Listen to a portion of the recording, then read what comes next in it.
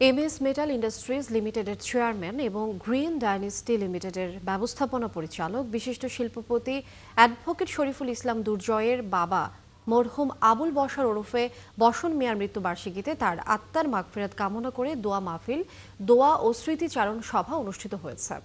গোপালগঞ্জের কাশিয়ানী উপজেলার খাগড়াবাড়িয়া গ্রামের এমএস মেটাল ইন্ডাস্ট্রিজ লিমিটেড কারখানা চত্বরে এ সভায় যোগ দেন দেশের নানা প্রান্ত থেকে আসা শিল্পপতি, চীন ও বাংলাদেশের ব্যবসায়ীরা।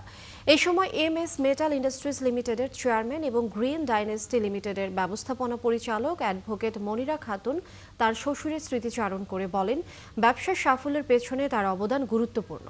তিনি বলেন, 5,000 মানুষের কর্মসংস্থানের স্বপ্ন নিয়ে এগিয়ে যাচ্ছে এই প্রতিষ্ঠান। অনুষ্ঠানে সভাপতিত্ব করেন প্রতিষ্ঠানটির পরিচালক ও সিইও অবসরপ্রাপ্ত লেফটেন্যান্ট কর্নেল এনামুল আরিফ সুমন।